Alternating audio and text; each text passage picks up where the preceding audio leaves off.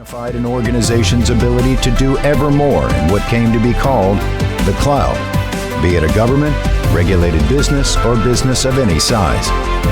As the world approached a new millennium, tech talk circulated about a new phenomenon, an Internet of Things, or IoT. In essence, an internet-connected world of devices where everything from your dishwasher and household appliances to planes, trains, and automobiles to a projected 50 billion IoT devices connected globally by 2020. Within this warp-speed tech revolution, the overriding technology concern of the 1990s centered around whether the world would collapse when the clock struck midnight, December 31st, 1999, to begin a new millennium. Y2K was a global technology obsession, prompting massive expenditures on backup, refresh, and contingency planning. Not much happened at 12:01 a.m. in the year 2000. Looking back, we should have worried more about another phenomenon, an almost neglected dark side of the digital age.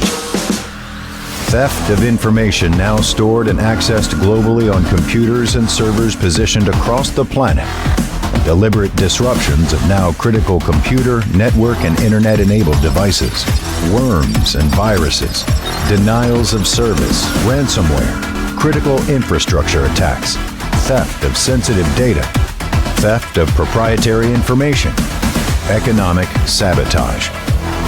These and more remain clear and present dangers to governments, businesses, and consumers. And it is more complicated now than ever before, and growing ever more so. Today, cybersecurity expands beyond traditional IT infrastructure. The IoT is no longer academic. It is here, and as projected, there are more than 50 billion IoT-connected devices. These reside on networks just as computers do. So too do drones or unmanned aerial vehicles, UAVs. So too do smart industrial control devices. Edge and quantum computing are on deck and promise extraordinary benefits and efficiencies, and extraordinary risks as well. Cybercrime actors are more sophisticated and present special challenges.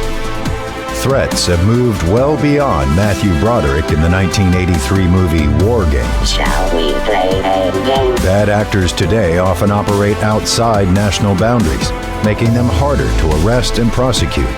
Nation-states are building both offensive and defensive cyber capabilities. Cyber attacks are weapons of choice for terrorists and present lucrative opportunities for organized crime. Security of data and physical assets. This is why you are here. This is what you do. In one form or another, this is who you are. You are a senior professional employed in a regulated industry, government jurisdiction, or technology enterprise. You are part of an inaugural annual summit that now stands beside the Government Business Executive Forum's other flagship annual conference, EDGE at CES. This is EDGE22, the Security Summit. And we're glad you're here. Good morning, everyone. Barry and I spoke, and we thought that if we played that twice, we got more for our money. So there you go. We want to start by just thanking you all for being here today. One of the challenges we have it in Las Vegas. It's such a powerful program that we have, and this morning, it's almost like yesterday leads into a conclusion today, and most of you are here, and so we really appreciate it. Especially those of you that went a little north of too much fun last night. Yes. I was talking to you. And yeah, but I think everybody's feedback we've gotten, hopefully everyone has gotten a lot of value out of the last 2 days, and we really look forward to building upon this summit and make it even better in next year and years to come. So thank you. And with that, are we ready? Yep, let's go.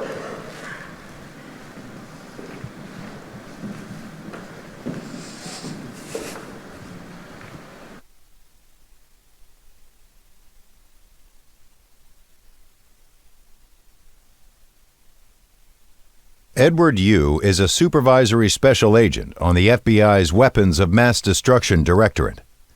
Currently, Mr. Yu is on a joint duty assignment at the Office of the Director of National Intelligence, ODNI, serving as the National Counterintelligence Officer for Emerging and Disruptive Technologies.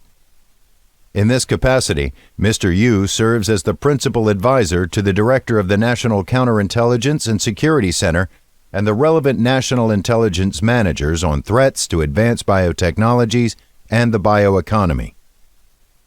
Mr. Yu is responsible for identifying, assessing, and responding to biological threats or incidents. He also supports initiatives to build partnerships across the government and with the life sciences community domestically and internationally. His overall goal is to safeguard the scientific community, the life science research enterprise, and the U.S. bioeconomy. Due to content sensitivity, this presentation will not be broadcast to our virtual audience nor recorded. EDGE22 is pleased to welcome FBI Supervisory Special Agent Edward Yu.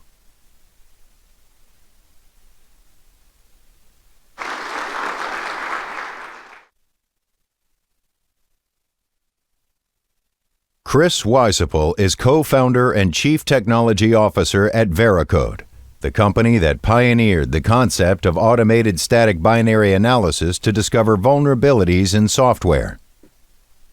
Chris was one of the original vulnerability researchers at The Loft, a hacker think tank, where he was one of the first to publicize the risks of insecure software. He has testified to the U.S. Congress on the subjects of government security and how vulnerabilities are discovered in software.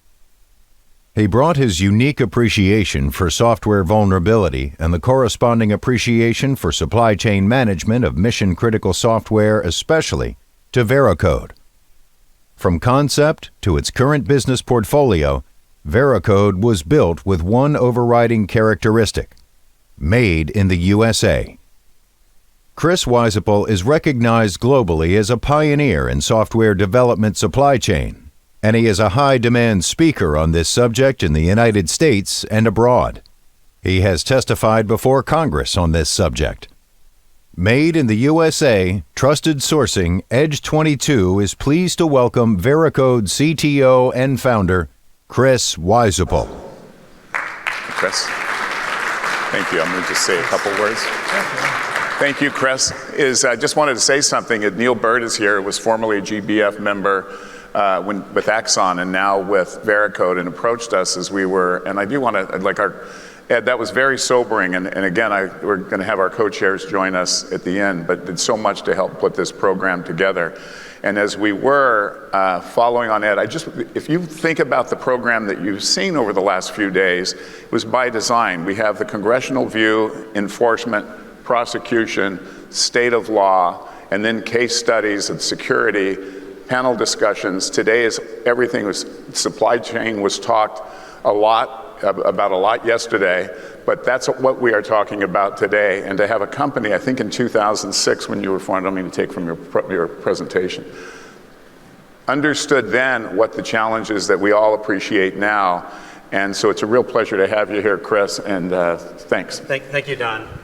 It's my first GBEF summit, so it's nice to be invited here, and I thank you for that. So as you saw in the intro, I started off as a vulnerability researcher back in the late 90s, and that's why I was called before Congress to testify, because it was the first government hearing on government computer security, and it was quite an interesting hearing because on the Senate side you had people larger than life figures like Fred Thompson and John Glenn. And John Glenn actually knows a bit about technology, so he was an interesting person to have questioning us. But what we wanted to get across at that point in time was that sort of the default state of software is it has vulnerabilities in it. Like your large software vendors will tell you that they don't have vulnerabilities in the software and they're trying to take care of that. But at the time, they just really weren't doing it. And our point was, if we can find these vulnerabilities as outsiders, as a bunch of 8 guys in a hacker think tank, then imagine what a nation state could do, really funding this. we had Richard Clark, who was the working for the National Security Council, come visit us around that time, and he saw that we were doing this with hardware that we had just found in dumpsters or were cast-offs of the corporations that we worked at. It was sitting in the closet, and we asked it if we could take it home. And we built these networks where we could do this kind of vulnerability testing with basically no funding at all. And he said that really changed his threat model. He just saw that this was something that was really easy to do, and we all know this is a very asymmetrical problem to solve. So what I did was I got sick of poking the bear and pulling the pants down of large corporations just to make a point, and I said I need to do something about this. So I became a consultant, and I worked for companies like Microsoft and eBay and Fidelity, helping them build secure software. And then in 2006, I decided this needs to be a highly automated process. Like, we need to help these software vendors find the vulnerabilities in their process as they're building software. And that's why I founded Veracode, is to really help make all the software built around the world more secure, so people could rely on it. And so we started off with those traditional customers like financial services, large manufacturers, and it was kind of interesting. No software vendors as customers. So banks make a lot of software, manufacturing companies make a lot of software. They also buy a huge amount of software. And what I quickly learned was the only way to get software vendors to care about security was to have their customers care about security. And so we would go. So some of our biggest customers, one of them was Boeing at the time, came to us and said, you know what? Can I force some of my small vendors that I don't have any idea what their process is for building their software, how much insecurity it's bringing into my network, into my systems, can I force them to go to Veracode to get tested and have Veracode make sure that they meet my policy, my criteria, essentially make sure they're building software as secure as the software I'm building for myself. And that's where we started to think about this as really a supply chain problem. Sure, we wanted to go directly and help people build better software, but really the bigger market was getting customers of software vendors to care enough to have them force their vendors to do something. And then over time, over the last 10 years, more and more software vendors have kind of got on board with what the big enterprises were doing. But I thought it was pretty interesting that enterprises cared about the security of their own code, and then they started to care about the security of the vendor code that they were buying. So one of the things I learned was the default state of software is, you have software vendors create what we call first-party code. They also hire contractors to create that first-party code. But then the other thing is, and over time this has changed, is open source has become the majority of the code in any software you're buying. When I started Veracode back in 2006, we would see 10, maybe 20% of the average piece of software would be made up of open source. Some barely had any, and some had more, but it was like 10, 20%. It was a fraction. That was easier to manage. Today, we see 80 to 90% of the code in the average software package we look at is open source code. So open source has exploded and has become the majority of the code that's running when you build an application or purchase software. And that's obviously because the ecosystem has all this capabilities to share much more easily now. This has just really grown in the last 15 years. The other change that's made this happen is the newer languages like JavaScript, Node.js, Angular, Python. A lot of these new languages that are going into more cloud-based applications, they actually are designed to leverage a lot of open source. Like the language itself is like you have to build the app with 95% open source or you're not using Node.js. So the language's direction that developers are going in is just to use more and more open source. So what else is in the technology you purchase? That's the good stuff. The bad stuff is, of course, there's vulnerabilities in the first-party code that the developers are writing and the contractors, and also in the open source that are being written potentially even by the same developers, just it might be their hobby on the side. And that's just the default state of building software. We make mistakes when we build software. It's a very manual effort to build software. It's trying to get more and more automated. But sort of the default state of software is a developer didn't get educated in writing secure code in school. They may not have even gotten some training on the job. They're going to write insecure software. The open source teams are too. So you need to have processes built into that development process to check for it. Just like you have quality tests, you have performance tests. You're not going to get a high-performing piece of software unless you have performance tests and you get the output of that test and you feed it back in and you make improvements. Same thing with quality. Same thing with software vulnerabilities. You need to have that testing embedded in the process or you're not going to get a secure output. The other thing about open source code is the way it's used oftentimes is the developer chooses an open source library to do a particular job, like create an SSL connection or log data to a log file, and they select it, and it may have no vulnerabilities that are known in that software when they select it, but 5, 6, 7 years later, they haven't changed that component. It's working. There's no reason to change it. But over that period of time, vulnerability researchers have inspected that software and will find new vulnerabilities. So we're constantly seeing, like the Log4j, that vulnerability had been in the software for 5 years, and then it was found. And then all the people who installed that software installed that component 5 years ago, now all of a sudden they're vulnerable. So, the way to think about open source is it has latent vulnerabilities. They'll be discovered at some time. It ages like milk, right? Eventually, that open source component you're using will need to be replaced. It will go bad over time. And those are just some of the understanding you have to have in order to build a process that can help eliminate those things. And then, of course, there's malicious code that potentially could be inserted. Obviously, the SolarWinds situation is famous. I have some examples of open source where malicious code has been inserted. We have 2,500 customers. We've scanned hundreds of thousands of applications. I'm here to tell you, finding inserted malicious code is extremely, extremely hard.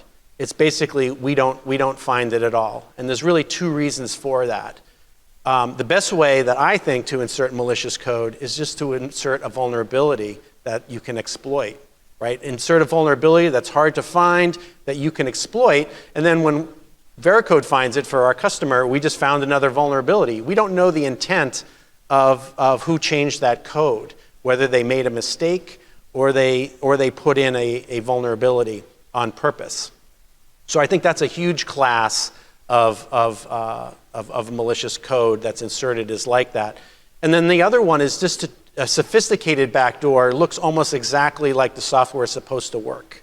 And that's what we saw in the SolarWinds case. Trying to detect that by inspection is extremely hard. And if it just looks like business logic, you have to really understand what the business logic was.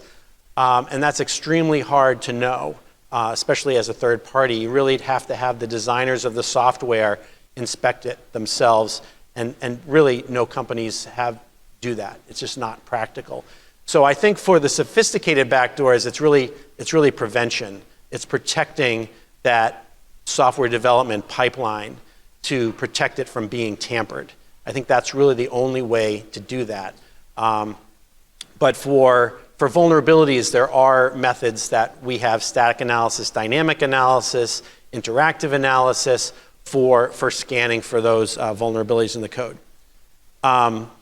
So I want to tell I almost have to tell a Huawei story, right? That's part of talking about backdoors in code. As far as I know, no one has come out and said, I found a backdoor in a Huawei product.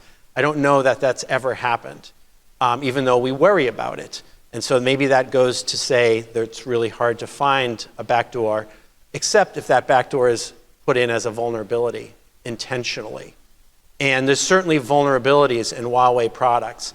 I was at Hack in the Box in Kuala Lumpur in 2012, sort of when it was a hot topic, like that, people were starting to use Huawei and we were afraid that there was backdoors there. And a gentleman named Felix Linder, who owned a very sophisticated vulnerability research company in Berlin, said, you know what I'm going to do? I'm going to spend some of my funding and I'm just going to assess some of these Huawei routers. I'm going to reverse engineer them. I'm going to look at the code. I'm going to see if I can find any backdoors. And he did this for a few products and was going to release his results at this Hack in the Box in 2012. Well, you can imagine that Huawei was very interested in this presentation.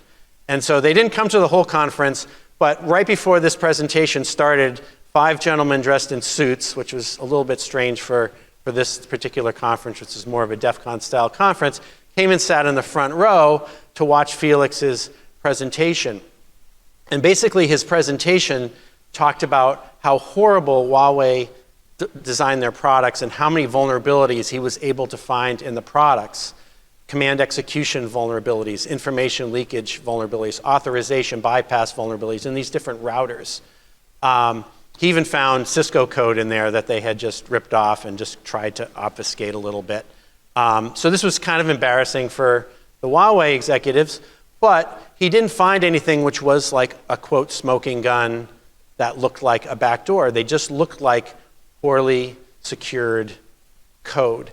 And so I think it's almost impossible to find certain kinds of backdoors, but it's very possible to find the ones where the vulnerabilities are just planted in the code.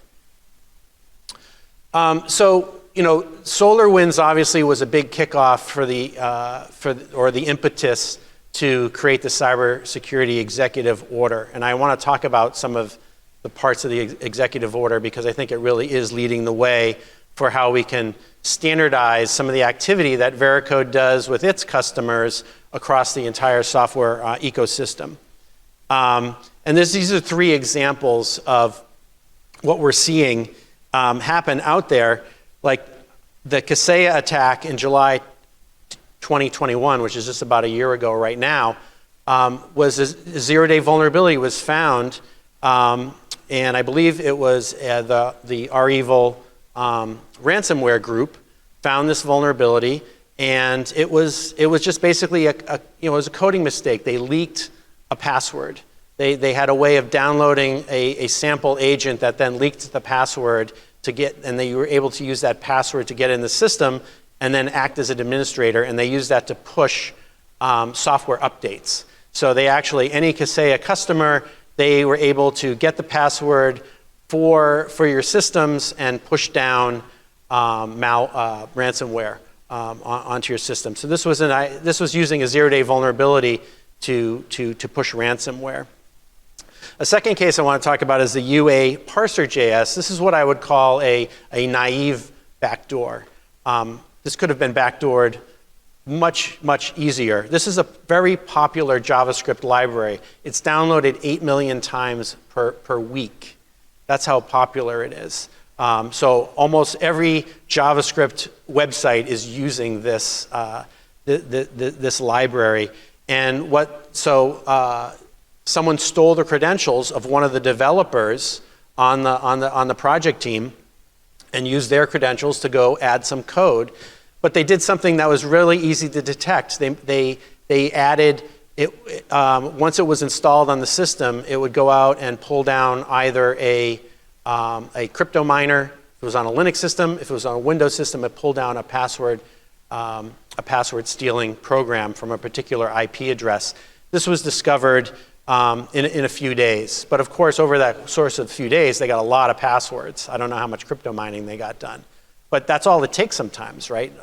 the people had to change all the passwords of the systems that had this installed afterwards. But if they had just put in a command execution vulnerability, they had just changed the code so that some data that you input into that program over the web would have executed a command on the system, I can tell you that that wouldn't have been found for a much longer period of time, because it would have just looked like a vulnerability. And it would have just looked like someone was exploiting a vulnerability. So I think that, I don't want to give lessons to people who are backdooring software, but that was not a good one. And we all know about the Log4j incident that happened, very, very widespread. The one thing I want to say about it, and one of the reasons it was so widespread, is because of the way a lot of open source libraries are used, people don't know they're actually running it. We call these implicit dependencies. So a developer will include an open source package and build their software with it, and that package in turn will include Log4j as that package's way of logging. And so the developer doesn't even think about Log4j. They don't think that, oh, I installed Log4j and I'm using Log4j for logging. They think I'm developing with the Spring framework and I'm using the Spring framework, and the Spring framework then pulls it in. So this is where it's really important to have an automated approach that can actually go and inspect all the software to find these libraries. And of course, that's one of the things the SBOM is there for. Another attack that attacked a supply chain that many people probably don't know about was, Mandiant published this, 3 or 4 months ago. APT41 was found using a zero-day vulnerability in this USA HERDS application to attack farm data that was being collected by state governments. They have certain reporting requirements that HERDS need to be reported to these different state governments. They all use this one piece of software to do it.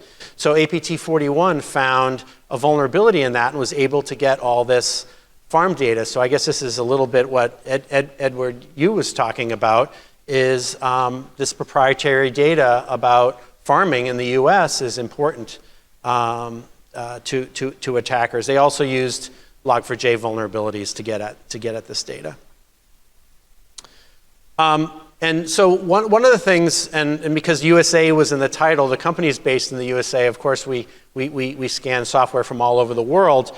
Is that, even if it's a US company writing US software and you feel like it's a little bit more trusted, you got to realize that most of these companies are using open source, and the developers of that open source are completely global, and there's really no way to control that.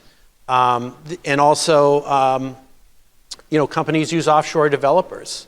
They might be either using them in India or Eastern Europe, but a lot of companies use offshore developers in China and Russia. So that should probably heighten the awareness of, vulnerabilities posed as backdoors in first-party code. So really what I want to talk about in the last, part of my talk is really how the executive order talks about managing these vulnerabilities and backdoors that are put into code, because they're totally there unless you do something about it. So the executive order I really liked because it really drew on like the last 10 to 15 years of what had been happening in pieces and pockets in where people really needed high assurance. So I'm sure the DoD and Intel community was doing this in places. Banks and manufacturers like Boeing were doing this. But in general, the rigor that was going into developing secure software that you could trust and trust your supplier just really wasn't there. And so I was very, very happy to see that I think 40% of the Biden cybersecurity executive order talked about supply chain and the supply chain of software. So it talked about the security of the development process, a lot about realizing the risk of open source, talked about that this had to be a public and private collaboration. Software vendors had to agree that these things were possible to do and they could still They were not cost prohibitive or time prohibitive. So that it really opened up that dialogue. I took part in a lot of workshops. I could play the sort of the middleman between the vendor and the enterprise because I've secured software for both sides of that equation. Realized that software is built with DevOps these days. It's a highly quick, iterative process. Software is basically streamed and continuous now, whether it's on the cloud, it's a mobile app, it's on your desktop. It's constantly being updated with new functionality and fixing bugs and patching, right? So it has to incorporate that highly automated process of DevOps. And this was actually mentioned yesterday in reference to Singapore's IoT labeling. But there's pilot programs from the Department of Commerce in there for IoT labeling, putting security labels on IoT and general purpose software, because they realize there is a little bit of a difference between the two. So 1 year in, this is sort of where we're at, right? NIST has defined a lot of these things, such as what should a software acquirer ask of their software vendor? What artifacts? And one of the things they've come up with is, by default, it should be self-certification. The vendor should be able to just sort of self-certify. You should trust your vendor to be honest and open. I'll leave it to the user, leave it to the audience to say, well, which vendor should you trust to self-certify and not? And if you can't trust the vendor to self-certify, don't use their software or get a third-party certification, which is something Veracode can do. Another thing is they defined critical software. So we can't boil the ocean. We can't do this for every piece of software the U.S. government purchases.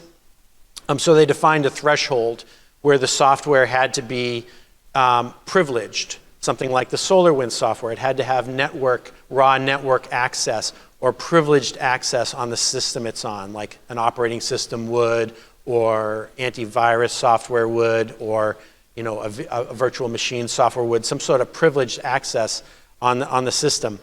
I think that might be a good start, but I think we quickly have to open that up, because if you look at some of the major breaches out there, they're just from regular web apps. Like the Equifax breach was just a web app that was customer facing. The Target breach was a vendor management app that vendors use. Those wouldn't be defined as critical software, although those cost hundreds of millions of dollars in damage to those companies. So we have to figure out how to open up that aperture without including everything, all the software out there. So I think the one thing I'm going to end on is educate you a little bit about the Secure Software Development Framework, because I think this is really the core document that is putting this all together for what a acquirer of software should demand from their software vendor. And there was a Secure Software Development Framework 1.0 that NIST had developed, but over the last year they've come out with 1.1, and they've taken all the input that's happened over all these different workshops and industry input that has happened due to the executive order, and it basically codifies all the things that the executive order was trying to do.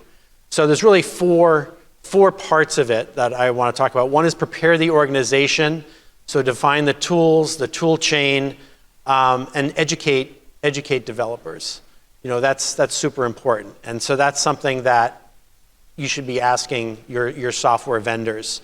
Have they done that phase? And the SSDF actually has a checklist that goes through these different items that a vendor can fill out and say, I am actually doing all of these things, and you can ask for evidence of that. Like, show me that your developers have had training. Importantly, it's protect the software from sort of cradle to grave at the vendor. So from the very inception of writing code or pulling down open source to building it in that pipeline, making sure that can't be tampered with by an attacker. So since backdoors are so difficult to find, really good backdoors, you have to protect that pipeline. We have to go by the assumption that a sophisticated attacker can put, if they have access to the artifacts or the code can put that, can put a backdoor in there, so we have to protect against that and verify what we're releasing is what we think we're building. And then just embed security processes in that pipeline, static analysis, dynamic analysis, open source component testing that can generate an SBOM. So I think SBOM is great. It's a great start, but there's still a lot of problems with SBOM. We have these standards, Cyclone DX and SPDX, that vendors can generate but I think the big problem, and this is what I talk about here with this VEX development, is we need to actually understand if the vulnerability that's in an open source component creates a vulnerability in the application that component is being used by. When Heartbleed came out, which was in the OpenSSL library, if you were using OpenSSL to create SSL connections, you had a vulnerability. If you were using it just to create MD5 hashes or just to encrypt a file at rest, you didn't have the vulnerability, even though you were using the library. So we need to make a distinction whether there's actually the vulnerability is inherited by the application that uses it. And that's one of these things that vendors really don't like about SBOM, because they're going to put out 100 different components that they're using, and perhaps all of those components have vulnerabilities in them, and none of them actually affect that application. The last thing I want to say, because I'm running out of time, is we really need to understand how to manage these SBOMs. What are we going to do with them, right? Vendors are going to create them, but what is the customer going to do with them? How are they going to manage these SBOMs, and how are they going to manage understanding whether the list of open source actually means that there's a vulnerability in the application that they've installed on site and are using. And then just one final thing is the SSDF actually says you have to be able to respond to vulnerabilities.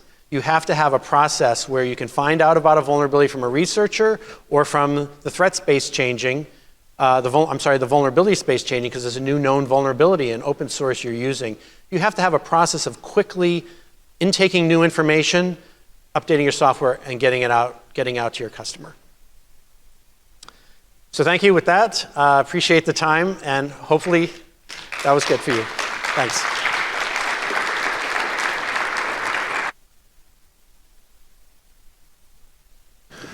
Thank you, Chris. And before we bring up, I just want to very quickly thank Gavini, who is and has been a partner of the Government Business Executive Forum. They provide, our members know, those of you who are new to this conference, in Las Vegas, we always open. Gavini does an outstanding analysis. It's provided to attendees, hard copy only, very valuable and very sobering. Those of us that were in Las Vegas, it was a comparison between the United States and China on a number of fronts. And it was just a sobering but really interesting discussion that led one of the impetus behind this conference. And it's always powerful. And so you have the National Security Scorecard, and Tara Murphy-Dougherty is the Chief Executive Officer and President. And this panel, which is an appropriate conclusion to this conference, is one that she and Gavini put forward, and I just wanted to come up and thank them for the partnership and what you're going to see now. So let's go. The EDGE22 co-chairs and GBEF team chose the next plenary executive roundtable as the close of this conference. The hope is that all attendees leave San Diego with a deeper appreciation of supply chain complexities, challenges, and their direct relationship to and impact on the security of IT systems, smart industrial control devices, UAVs, and the billions of IoT devices, all of which can create and exploit vulnerabilities. Gavini President and CEO Tara Murphy-Dougherty will moderate the roundtable. She has assembled an unmatched group of senior professionals, all of whom have direct responsibility over critical supply chain operations and policy considerations. Joining Tara are Robert Costello, Chief Information Officer, Cybersecurity and Infrastructure Security Agency; Ben Myron, Vice President of Cybersecurity and Infrastructure, NextEra Energy, who also sits on the Cybersecurity Advisory Committee of Governor Ron DeSantis. Fred Runavar, Chief, Mission Assurance Division, Defense Information Systems Agency. Suda Vias, Chief Cyber Architect, Office of the Chief Information Officer, Department of Defense.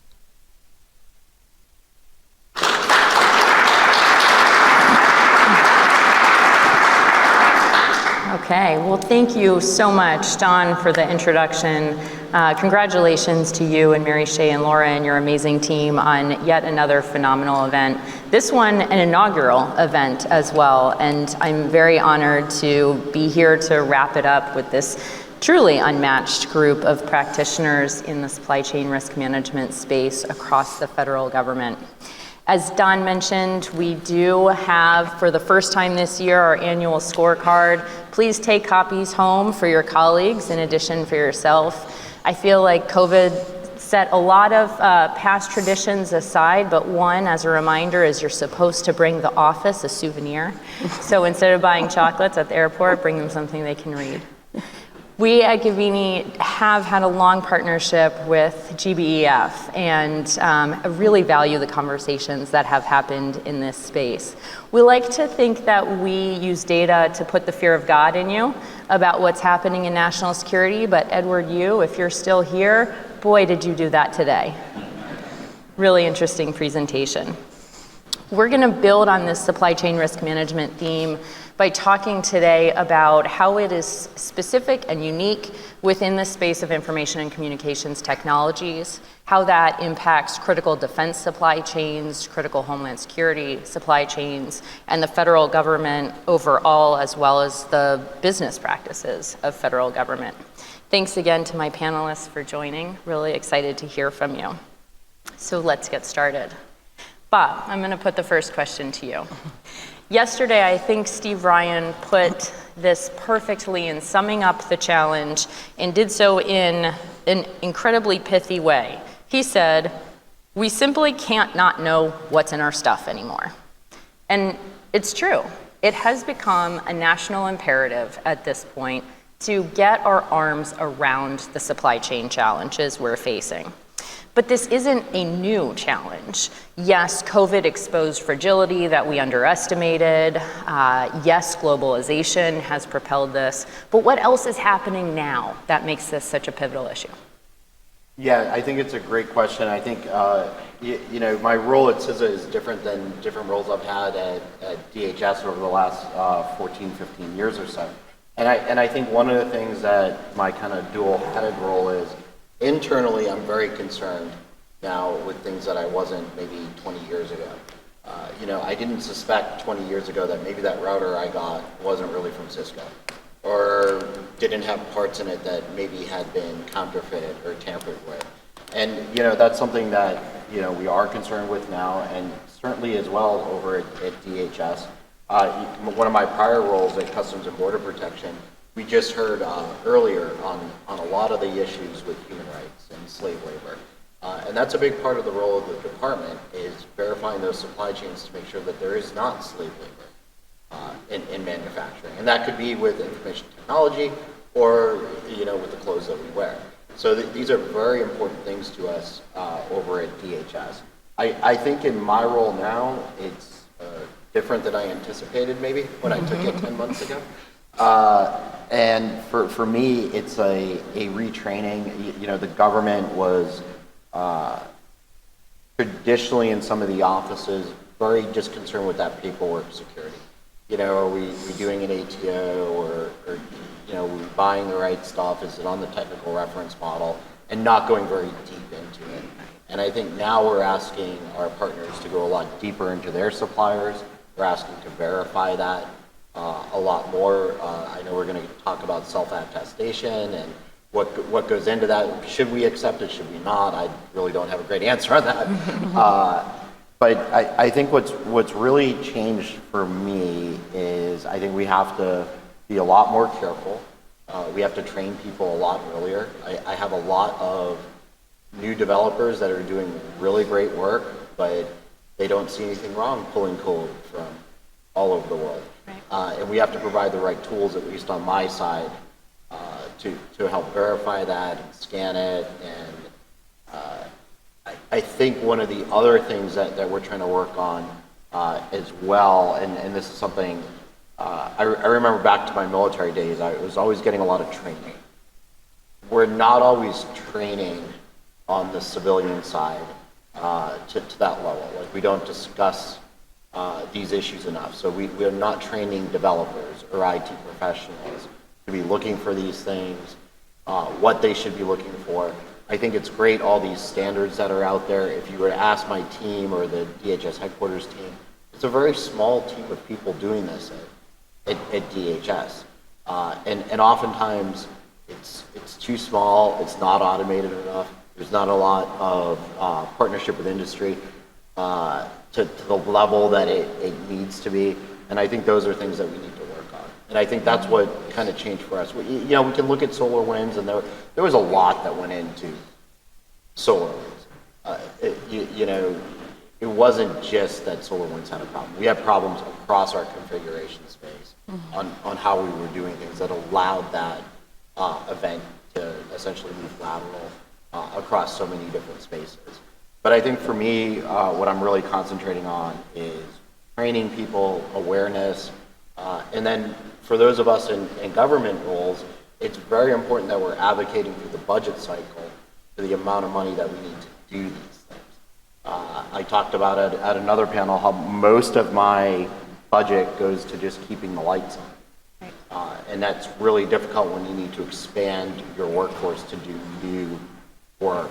That's absolutely critical, because we are doing still quite a bit of custom development internally, so I often have the same problems as any OEM out there as well.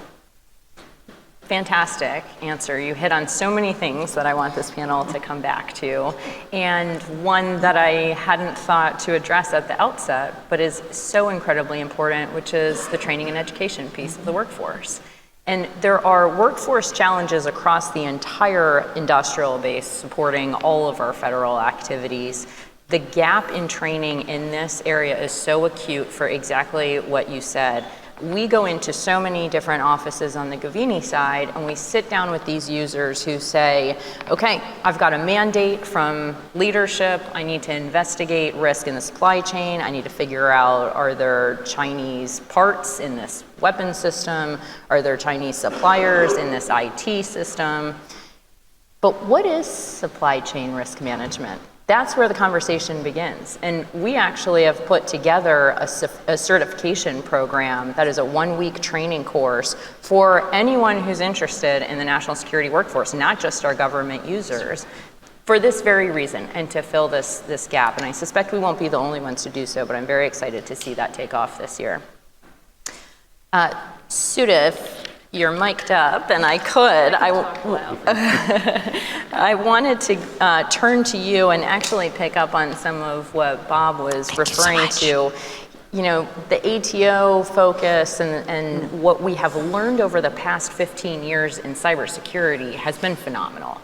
And so how do we take some of the lessons, or what do you see within the cybersecurity realm that is either working or has been done well that might inform some of the approaches that we need in ICT, supply chain risk management? Yeah, so great question. And on behalf of, I guess, all the panelists, I really appreciate being invited to the summit, and especially to this panel. So I think you hit a lot of the key topics, I think, there. So one of the biggest ones is, I'd say the threefold, is our laws, right? So one of the things that we've found out, especially as, I'm going to say the buzzword, the zero trust side, is the biggest concern I do have is how do you make sure that it enables, because we always go back to authorities and to what laws and policies we have on there. And so that's one of the things we're looking at from a supply chain risk management. The other thing that he'd mentioned is partnerships. And within DoD, I think it's like over 1,100 different companies, right? They range from the big ones, the 10,000 plus employees, to the 250 employees. Our focus is really, of course, across the board, but definitely the 250 plus employees, because they're asking for help. And so two of the areas that we've kind of, the biggest lessons learned, what I saw a shift in is before it was, why didn't you do X, Y, and Z, right, from DoD? And now it's more of a partnership where it's, hey, we have these tools, we're here to help you. And so we have the DoD CIO DIB, the Defense Industrial Base Partnership, which has over 1,000 team members on there representing about close to 500 different companies. But the main gist of that is the transparency of information. And what we've seen, at least what I've seen the last, I've been with the DoD CIO for the last year and a half, is an increase of the company self-reporting. And when they self-report, they say, hey, this is what happened, how can you help? And then the second one is NSA standing up their Cybersecurity Collaboration Center. That's immense. And I would, if you haven't done so, I'd highly recommend you to reach out to them because they not only provide support, but they provide the tools. And they've learned too, NSA is also, it's a partnership, so they've also learned from industry where you have some of the developers identifying ways to catch and identify different vulnerabilities. And so that's one area. And you mentioned the ATO. We're moving towards it being focusing on the R, the risk, right? It's been very compliance-based, it's paper-based. And so that's the whole continuous monitoring, which kind of ties into the zero trust strategy. We cannot be in a reactive mode. Again, I appreciate all the briefs that came before because it kind of set this discussion here. Definitely. But that's one. I think the other thing too, it's SCRIM by far, at least I'm dating myself, one of the first things I did is program protection. And program protection, you look at the bomb, whether it's software or hardware. And the problem there back in the day was that it just took so long to get the reports back from the threat community. By the time we got it back, we're already in, we're already milestone C, right? The things are being delivered. We already have our prototypes out. And then a decision's gonna be made. What's the risk of making sure that our warfighters have this capability versus the risk of a compromise? And so what we're seeing right now, it's actually a holistic view. And I believe some of the team members before mentioned it, where we can't look at these as stovepipe. It's how does it all fit together? How do we make sure we have an informed decision? And again, for supply chain, the biggest concern for me is we're all on board with zero trust. It's data. The data is a heartbeat.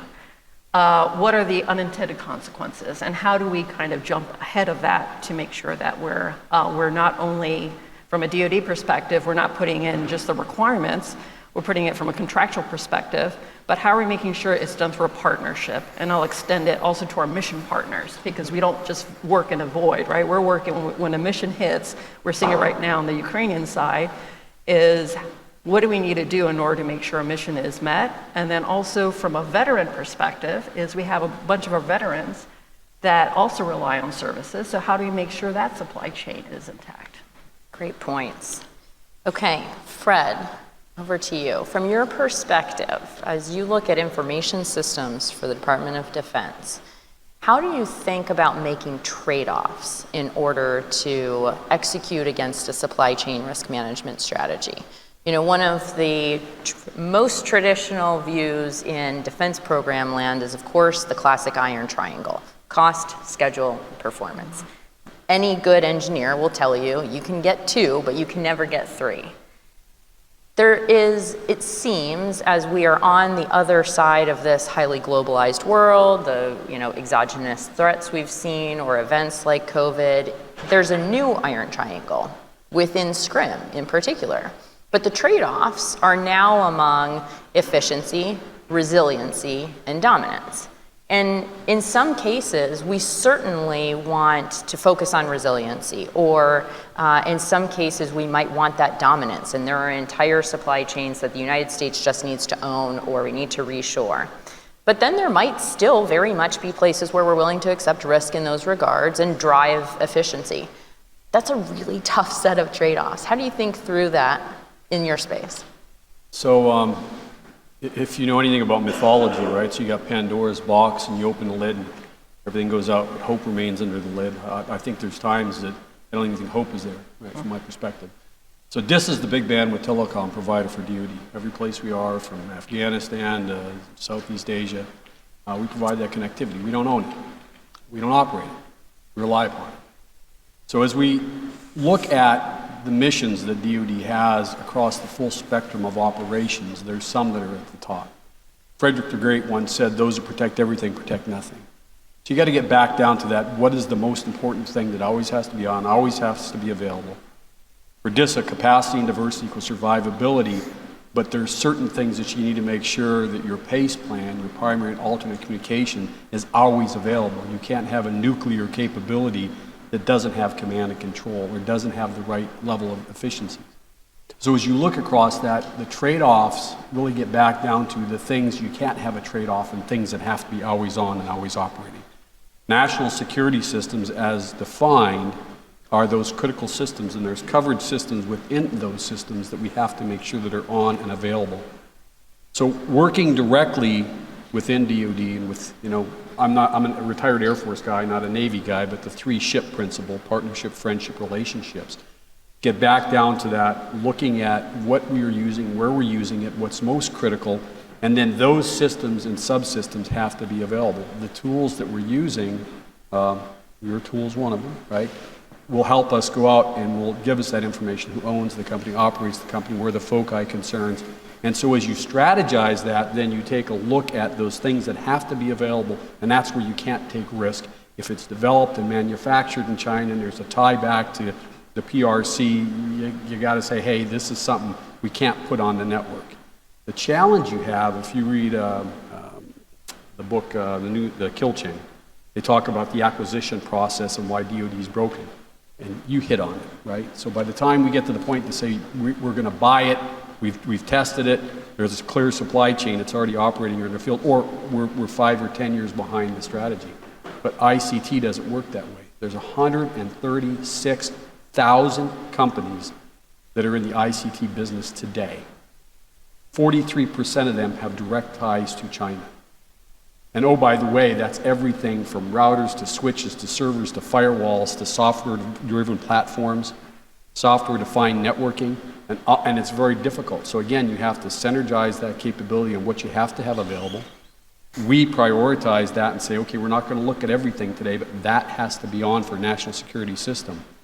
And that's where we start making our risk decisions and making sure that we're not compromised. Those numbers are staggering, so the Pandora's box reference makes a lot of help. It makes a lot of sense. Ben, I'm curious, from your perspective on the industry side, there must be places where industry can help. What do you think some of the areas that industry should be screaming from the top of its lungs, this is either where we are on the commercial sector and government, you need to adopt this, or we know we can help in this area, let us in and do it. We heard comments yesterday in the panels about, yes, talk to these companies earlier, right? It'll save you time doing your splaining on the back end. What do you think some of those areas are?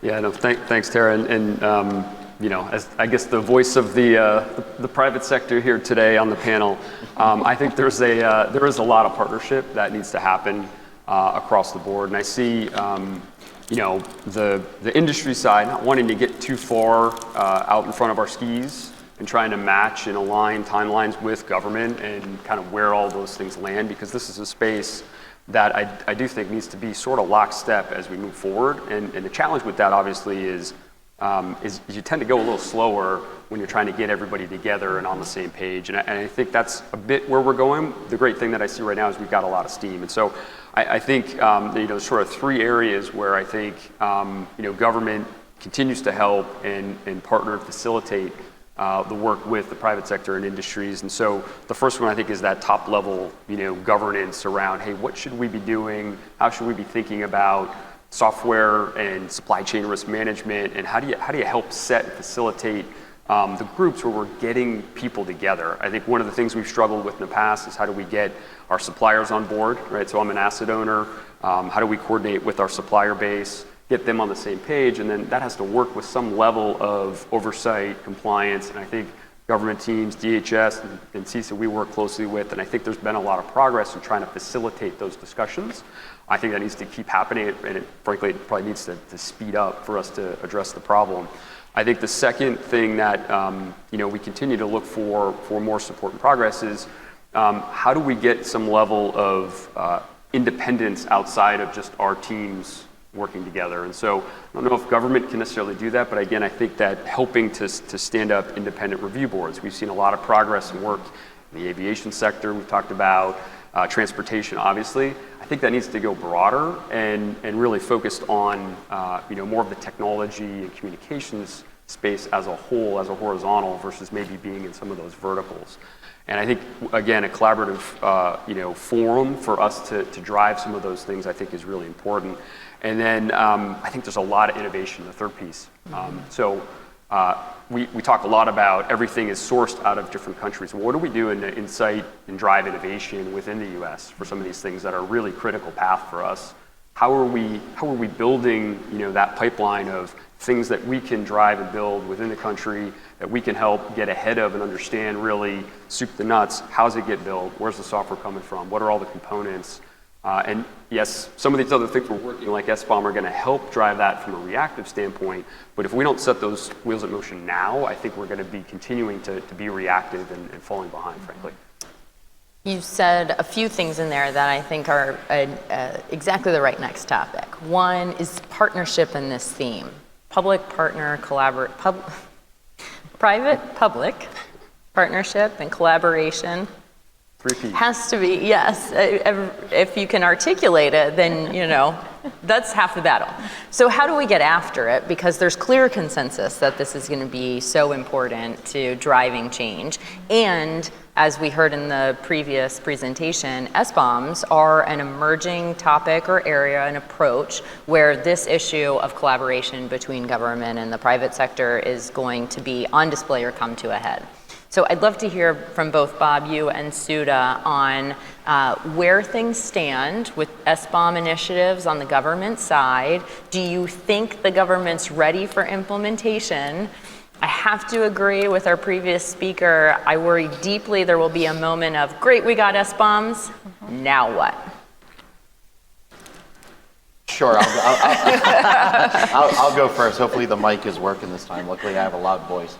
Well, I think we heard a couple things, and CISA is doing something similar to NSA. We have the Joint Cyber Defense Collaborative that I think has proven quite valuable, particularly starting in December with Log 4, and then starting earlier this year with Ukraine. And that's been really effective to allow us to share information very rapidly with our private sector partners in a secure manner. I think on SBOMs, you bring up a good point. I think we're still sometimes I can even walk the halls of CISA and hear 12 different explanations of what SBOMs are going to get us, and then we all do, well, not me. Those that have worked with me know I don't like meetings, but I'll hear someone say, well, let's have a big meeting and a big thing on it. I think it'll help. I think it's an incremental step. I think it's important that we know what's in the software that we're either purchasing or that we're developing ourselves. I think the government needs to hold itself to the same standard as others. I do have concerns that maybe I'm hearing things like I heard 3 to 4 years ago, zero trust is going to solve all our cybersecurity problems, and all these, or I always make the joke that for 25 years I've heard that, one product's going to give me a single pane of glass of all my networks and applications running, and that just doesn't happen.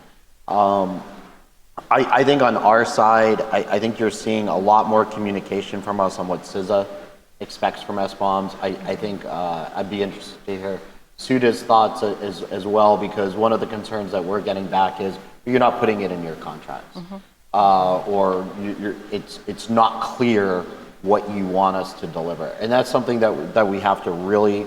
It's been something I've been working on for a long time, even before I got to CISA, is the government needs to do good contracting, because it is a partnership, and if the contract doesn't lay out what's in there or the expectations, then we really can't hold the vendor accountable for what we want. So I'm really seeing some good positive movement at DHS through that. We're doing a lot more industry engagement than CISA has in the past. Once a month we have an industry engagement event, so you can hear the problems that we're trying to solve. I think all of that will go into it. I think on the SBOM front, I'm not sure if we're ready. I know like my team, probably not. I think it would be helpful. I think one of the areas we struggle with, we'll go back to log 4. That was a big struggle, I think, for everyone. It was widely used. We were often pinging vendors, is it in there, and waiting weeks for a response. I don't know that an SBOM would have solved that, because I don't know that we have all the systems in place to consume it and parse it and know where it all is. I think it's getting better, but I think it's kind of like zero trust. We're going to be talking about it for a while, and it is going to help, but it's not an overnight thing. Right. Sudha. Yeah, so I was trying not to get too depressed. I typically try to say, there's always like there's hope. Or as he's like crush the hope. But I think one of the biggest thing is when we talk about SBOMs or just bombs and in general, they've been around, or the requirement's been there. It's just a matter of doing it. And I think what's kind of evolved, right, is before it was like a check. Okay, we gave the bill of materials. And then maybe to the point that the previous gentleman had mentioned is like, now what do you do with that information, right? And then it's a little bit reactive. And so what I see an opportunity here is one, there's a little bit, I won't say a little bit, there's a little bit more energy in regards to leveraging the current requirements we have and really exercising the authorities, but in a collaborative way. And I know Ben had mentioned the partnership. I'd say it has to be partnership on steroids right now. We talk about meeting up with industry and figuring out ways that to pull in and make sure that our skill force right here in the States is like adapt or getting a little bit more advanced. But that's one of the things that I've noticed too is the last maybe year and a half is that collaboration on steroids with industry, and then of course we'll see with our other international partners. Having said that, I think there is a lot of work, and that goes back to the leveraging AI. We can't continuously get the spreadsheets and try to decipher them and figure out. It just takes too long. And if we want to meet that nirvana of zero trust, we definitely are going to have to find a way to be more innovative, and that's where industry plays a role. That's where that partnership plays a role. Without that, we could continue as a status quo is not an option now.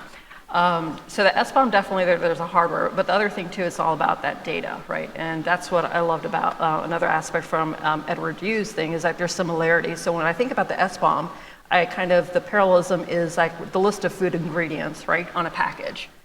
We could either opt to say, oh, we don't want to look at that food ingredients to know which ones are kind of detrimental to our health and which ones, we just opt to bypass it because we figure the risk is nominal.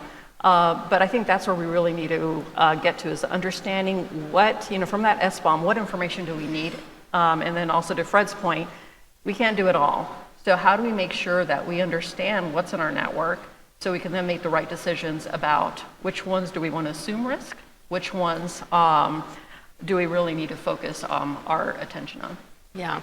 The collaboration on steroids point is a good one and goes hand in hand with the point that you made, Bob, on contracting, because as any decent manager knows, if you want agreement on something, put it in writing. And so I think there's an appetite from the industry side as well to have clarity on those expectations. And certainly from a data perspective, that data is valuable and isn't lost on industry. So you either get it written into a contract at the outset, and you're not having debates about technical data packages and ownership around data rights later on, or you end up having to solve it on the back end. Ben, from an industry perspective, what do you think incentivizes vendors in this space to buy into collaboration on steroids and their view of the SBOM dynamic? Well, I think the first thing is everybody's starting to ask for SBOMs. And so whether that's contractually or part of review processes and things like that, but I think as this picks up, the more that everyone universally is starting to say, hey, this is a core requirement that we have in order to get comfortable with whatever it is that we're purchasing, I think as organizations start to do that, I think we'll start to see a big change and a lot faster change. And then I think on the back end of that, I think there's a lot of value of what's in it for me as a provider of a product on why it is something that I should be investing in and creating. And I think if we can, back to getting away from spreadsheets, I think the more that we can push the automation in a secure way to be able to then collect some of that information around the bill of materials, I think that's going to really help us understand the value on both sides. And so, like for us, we're already thinking about, okay, we're going to be able to search things and the usability in response to, understanding where there is a vulnerability that's come out, and having some of those capabilities is really important. But there's a lot of work that goes into that to be able to construct and build the automation, because it can't be, we're pushing paper around. It has to be a more universal system. And the only other thing I say is I've been doing this for a little while, and we have all these great ideas, and I've seen this a couple of times, and then we build it, and then we're like, wow, that's a really scary thing that we just built, and then we go and take it away because we built something that is, actually, potentially used for bad. And I worry a little bit about this space too, and just, piggybacking on Ed's talk earlier, we're going to have a whole lot of data that really maps the way all this stuff works, and if we're not careful, that can be really a bad thing as well. Absolutely. Fred, from your perspective, so much experience in this space, you've seen people do this right, people do it poorly, where the gaps are. Give us some of that hope. Are there any bright spots from a best practices perspective? In the context of SBOMs, we don't have to start from scratch. It really, truly is a data problem, and the data exists. It's all in whether you're capable of connecting it. Are there other, even stepping back from SBOMs and looking at ICT, supply chain risk management more broadly, do you think there are bright spots or best practices that we can leverage as a starting point? If you look at how we did supply chain risk management in DISA 4 years ago, something to be really concerning, whether it was a hack or whether it was a failure of a component. So then I had some of my folks, it was very small, I had a team of 3 people for all that comm around the world. And they'd get on the internet and they'd start Googling and searching, right? So now the tools that we use actually sweep the internet, right? So they use this artificial intelligence, and they do the acquisition of information and give us that, no kidding, Bob is really Chen, and Chen is really in Shanghai, and he's really tied to PRC and all the financing. So, it gives us that next level of analytics. So I'm really happy about that. But as you and I talked about yesterday, if I have a fork and a knife, and that fork is bad, we know it's bad, if I can never get left of acquisition, I can never change the dynamic of where we're at today. I think we're close. I think within the community, we are finding things in supply chain, to include software, right? We're close to say that's bad, we shouldn't use it. And then other folks that work in this business are saying, yeah, and this is what they're really doing. We start nailing that down, all of a sudden we start nailing down supply chains that we shouldn't be utilizing today. The National Defense Acquisition Act of 2019 and that Section 889 that calls out several companies was a huge step forward in the business that I'm in. I can all day long go to a camp post station. I've been so many places across this globe, especially when I did my time in the Middle East, and walk into a network operations center on a U.S. military installation and saw Huawei equipment there and say, oh my God, it shouldn't be there. Moreover, walk into one someplace else in Europe and see the same equipment, and normally when whatever telecom vendor buys equipment, it'll be shipped to a central staging place, then they send it out to where they're installing it. When you see stuff coming from China directly to a U.S. military installation, you're like, wait a minute. And oh, by the way, that's Huawei. Didn't say the name. That's a product that we shouldn't be using. Sure. That's scary, but we're moving past that, and that's the good thing within the Department of Defense. We are actually getting to the point when intelligence services and our guys that are doing supply chain analysis are teaming together on it, right? We're working directly with CISA on some of the alerts and advisories you're putting out, things that we may have overlooked. Again, that's that partnership. Industry is stepping forward and saying, hey, this is where we're going to go in the future with software-driven networking, right? And this is who we're partnering with. Then when we do our research, we can go back and say, we're not so comfortable with that. You want a contract, but the whole key is getting the front side of that contract to say, nope, they might be the cheapest, might be fastest to service, but there's a lot of risks we shouldn't take. We have some challenges with not putting stuff on contract, but we can at least get to the point where we say we're not going to put it on network, right? NSS systems always have to be on, always have to be available, right? Can't stop people from buying it. We say you're not going to put it on network, so why buy it, right? There's a whole bunch of legal framework with the Federal Acquisition Regulation and how we do stuff. So that's the good news story, right? We have a program now where we've put together over 500 due diligence analysis reports, and now we can say of those, X number are good, X number are kind of not good, and these ones are horrible, right? That foci concern that we're tying that down to is giving us change management within DISA and the department. And, oh, by the way, we're sharing that with the Navy, with the Army, with the Air Force, with the combatant commands. And they're doing the same with us. So now it's not just us running these reports, we're working on the same format, using the same tools, getting the same information from industry and CISA. So now it's a teaming effort. That didn't exist 4 years ago. The tools that we're using, we weren't using 4 years ago. So there's your hope inside of Pandora's box. That is a flicker. In fact, I was afraid to ask the information sharing question lest we lose the flicker and it goes out entirely, but that's really good to hear. And the progress is one thing, but when progress starts being redone the same way in a subscale fragmented approach, you just don't get the leverage that you need from tackling something at scale. So that's very exciting. In the midst of all of this is CISA. We've heard collaboration with CISA brought up over and over the course of the past few days. So can you make that flicker a little stronger, Bob? You see any bright spots? I see a lot of bright spots, and it has been pretty fun to be out here and hear CISA's name mentioned so often. And I think we are doing a lot of really good work in a lot of different spaces, and even at a lot, you bring up a lot of good points about where we maybe experiencing technology we shouldn't. One of the roles of CISA as well, which a lot of people don't know, we inherited a lot of missions when we were created, is we work a lot with the telecom companies.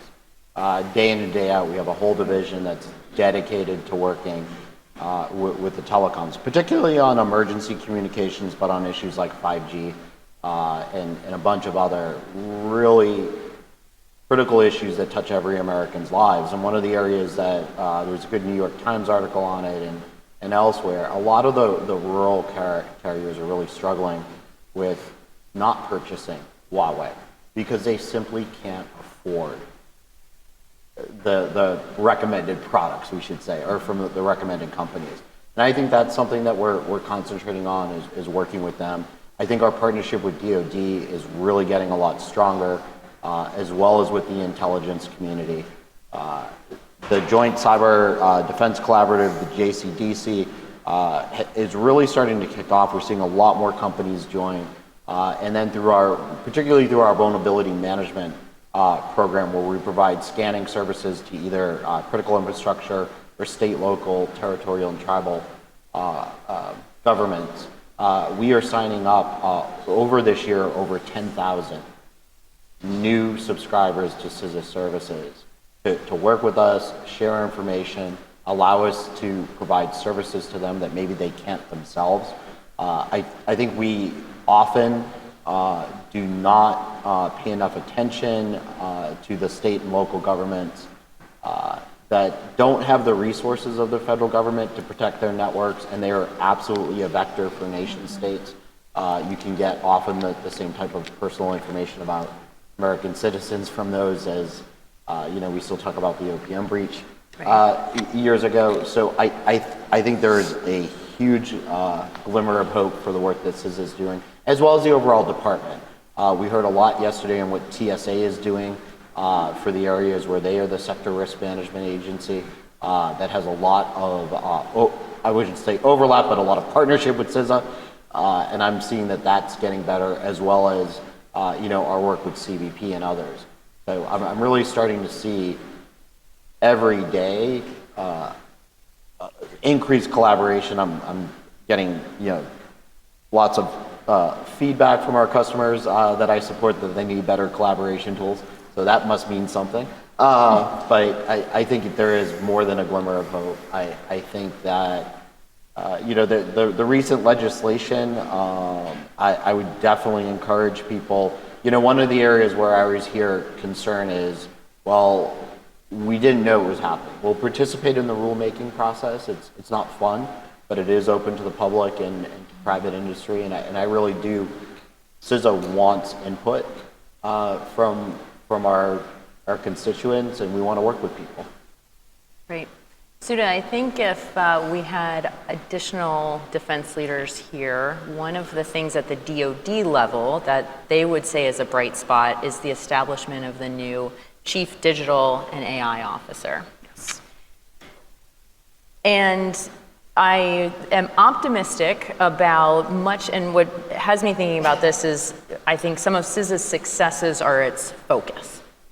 And focus is important, and establishing a CDAO that reports to the Deputy Secretary of Defense prioritizes this mission. I would argue there still is no AI strategy for DoD. In things like AI that underpin what we've talked about today, the adoption of data in the Department for Security and other aspects, do you think there's a strategy in place? Yes, I do. So we had the data strategy that came out about maybe a year ago, signed off by Ms. Hicks, by the DSD. And so what you see the establishment for the CDAO was a strategic way of combining the DDS, the Defense Digital Service, which their pure mission is to take very complex challenges and resolve them. So the beauty about this is now you're partnering, you have DDS, you have AI, and then you have, which was JAIC, right? You had the Joint AI Center. And so you have the AI group, and then now you have the digital folks. Combining together, what we're seeing is, and this is maybe typically you have policy or memos ahead. This is where we're seeing actually results coming before all of that. And that's where a lot of the efforts that we're seeing in different parts of the world are resulting in some of the successes. And so that's, I think, when we talk about a strategy, one of the things we're also working with on the CDAO side is, again, there's elements within your favorite zero trust that has, for us, from a zero trust strategy perspective, AI is important. We cannot attain that, and again, it's a strategy, right? But it's how do we attain that nirvana or the concept of zero trust without AI? It's unfeasible. So when we're moving towards this AI strategy, it's a notion of moving away from this, I keep on saying status, but the stovepipe notion, right? We're just doing AI, don't talk to us. It's more about pulling in the right team members, and I believe Edward Yu was pretty good in stating this towards the end. The notion of cybersecurity just being focused alone is gone, right? You have to pull in the legal aspects, you have to pull in the contractual, you have to pull in the IT, the enterprise folks. And so that's where we're seeing at least the benefits and the at least acceleration in some of the efforts from CDAO folks. So the other thing too is, given where we are from a political standpoint, is accelerating some of those key efforts or initiatives that they're putting out right now. And that wouldn't be the case if it's layered a little bit below more layers of bureaucracy. So when it comes to strategy is going to evolve. Sure. But what I'm seeing right now, the difference is that we're even for the zero trust strategy, it's going to be published for us, but we're going out right now and we're executing. And so I think that's another difference in the evolution, how we're looking across the board in a holistic way from a cybersecurity perspective. And any strategy is only as good as its execution. At that point, yeah. So let's come back to the people aspect of this, because that plays such an important role in strategy execution. Fred, do you think we have the workforce to do this right and solve this mission today? No. Flat out, no. And here's the challenge. So, I put a uniform on in 1973. I enlisted in the Air Force in 1977. 79, 78, I had a conversation with one of the individuals I worked with. He talked about the end of the world is coming. We were at 4.3 billion people on the planet. We're at 7-point-something billion people on the planet. Technology has driven that changing dynamic on where we were in 1980 to where we're at today. The evolution of capabilities that we're utilizing has driven that dynamic. But technology has changed so fast that it's hard to keep up with it. Believe it or not, when we used to work at JTF Juno, I was the guy that did the subnet masking for the folks going into Iraq, and building that network that we didn't have enough bandwidth to make sure we could fight that war. Well, that's ancient architecture the way that it sits today, just, 15, 20 years later. So what I see is every time we get within DoD the right people and they're trained, out the door to industry they go. Yeah. And why would you stay in the Air Force or the Navy, as an E5, E6, when they offer you a $100,000 signing bonus and a $200,000 salary? So the challenge that we have is how do you continually evolve the entire workforce to get us to where we're at? In supply chain, it's the same thing. The tools and the mechanisms that my folks are using today, we didn't have 4 or 5 years ago. So, and oh, by the way, I just had a changeover of the staff of 6 I had, 3 of them left for other jobs, right? Well, I can't pay my contractors more, I can't even hire them. So the reality of it is there is a huge demand space for people that are trained. Again, it has to get back to we as a community need to be continually looking at how to build this training to where a lot of people have some of the training. It's cost effective is the other portion of it. Because I will tell you from my perspective as a 60-something-year-old leader, it scares me how smart these individuals are, but it scares me even more when they walk out the door and I got to start from zero again with folks that are not necessarily where this individual was when they left. So no, we don't have the skill set. Talk about industrial control systems, right? The people that do the cyber resiliency and the cyber portion of that game, we do not, within the United States government, within industry, within DoD, have the right amount of trained people that can do it. So no, we don't.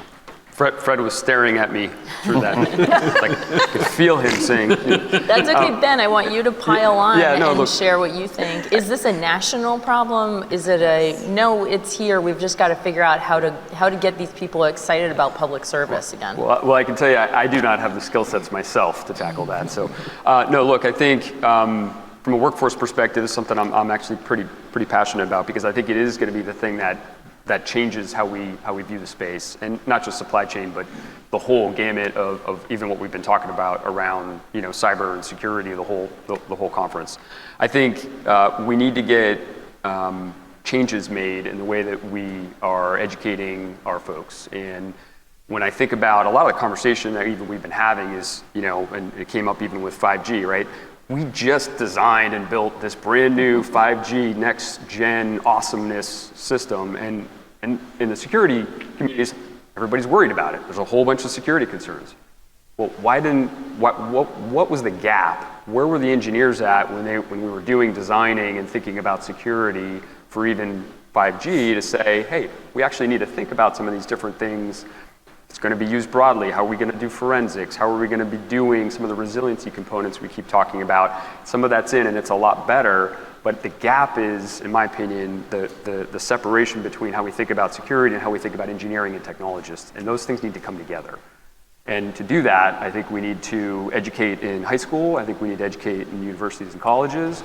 And instead of an engineer coming out, and I was an engineer, I didn't take any security classes in my engineering curriculum, and it's not in the engineering curriculum today.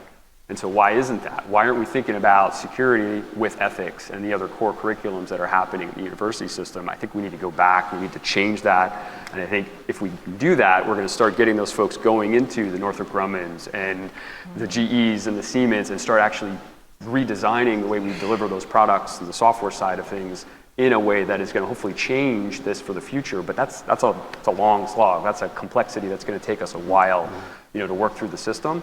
And so that's the short-term piece, and then there's, I think the longer play on our workforce. And the short term is, I think we need to start really holding product and supply companies to a higher level standard. and really start hitting as a, you know, a driving force or forcing function to say, hey, that's not acceptable anymore. And that's a hard conversation because there's a lot, you know, certainly, you know, in the private sector, you've got business outcomes you've got to drive, you've got things you've got committed, but until we can, you know, unfortunately, you know, maybe delay that procurement process a little bit, you know, and not sacrifice the security components for, you know, the outcomes that we want to deliver with the products we're getting. So a couple quick thoughts there. Absolutely. That education, in my opinion, needs to start in middle school, you know, way before college. We also were looking wrong at recruitment. We look a lot at this young boy and that young gentleman, and really there's 50% of our workforce, 53% I think in America, is being overlooked. The women, you know, in technology is a strong driving factor, and this is a job everybody can do, right? There's no jobs that everybody can't do, but this is one we need everybody doing. So, you know, that's the changing dynamic of the environment that we live in the United States, and where we need to drive this into the future to change where we're at today and where we're going in the future. Well, I like that message so much. I think we should wrap there. Bob, Suda, Fred, Ben, thank you so much for your time and your thoughts today. You truly are at the top of your fields in this space, so I hope that you all enjoyed the panel and learned something. Thanks.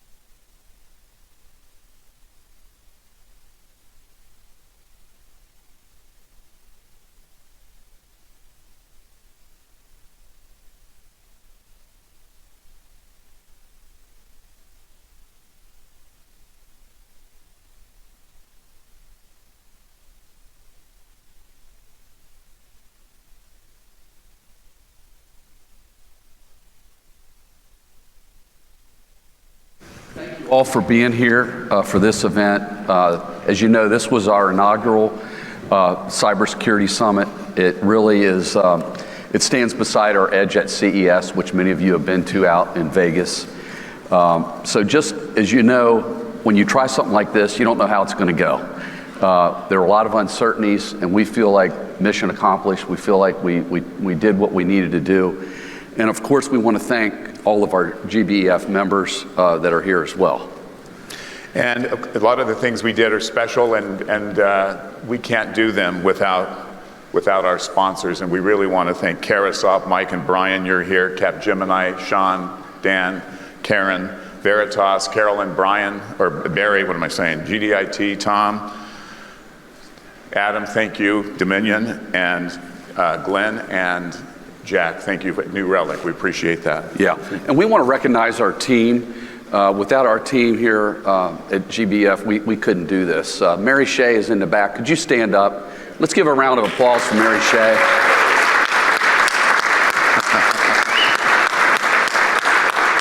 Laura, if you could stand up, please. Thank you. Maureen is in the back as well. Maureen Dent, Mike's wife. Sarah Louise in the back. Thank you. Glenn, all those great posts and pictures. Is Glenn here? Right here in front. Thank you, Glenn. And then we have Adam's son, Finn. Where is Finn? In the back. Thank you. You know how much the GBF appreciates what all of you have done with this, you know, the team. And on behalf of all of us, thank you again for a job well done. Am I just co-sponsors, right? Yep. Am I do these co-chairs? I do the co-chairs. Yeah. And of course, we have to thank our co-chairs. If you guys could come on up. Come on up. Please give them a hand. They were invaluable. Yeah. Adam, Sean, Brian, thank you. Really, we were on the phone with them. All I would do is when I'd call him, especially Adam, because he's Dominion, I'd say, Adam, I want you to get this done, but please don't screw up the air conditioning in my house. Yeah. And we do have a gift for you guys. If you remember, we took the picture behind the plane with Skunk. You're each going to get an individual framed picture with your of that. coming, but obviously little early, but thank you all. You're very welcome. Thanks, Really Brian. great Really job. appreciate it, and you did a great job. Thank you. That was awesome. Thank you, sir, for making time to do this. Really appreciate it. And there's one more group that we didn't think, and I have to tell you, we have the best audio video team, I think, in the country. We travel with them. We don't outsource our AV stuff to anyone else. They came out, they drove the trailer, truck, semi, they built the stage. They do things on the fly. Sarah works with them. And so special thanks, Cyril, Anthony, Jared, Mike, Josue. Please stand up. You guys are awesome. We asked them to do one more thing, and let's see if they did it. We'll see you in Las Vegas. There we go, EDGE23. Well, we missed the Las Vegas. But anyway, in January, every attendee at this conference, we do sell that. We sell out There we go. EDGE23 at Done. CES. Done. You got it. There it is. All right, good. All right. And you will receive, this year, GBF members, attendees of this summit will receive your own non-transferable link that allows you to register for Las Vegas in January at CES. And we will hope to see you there and back here for the second security summit. And we hope to have this team back with us as well. Thank you. Thank you. Thanks, everybody. Thank you all. Well done, my man. Well done.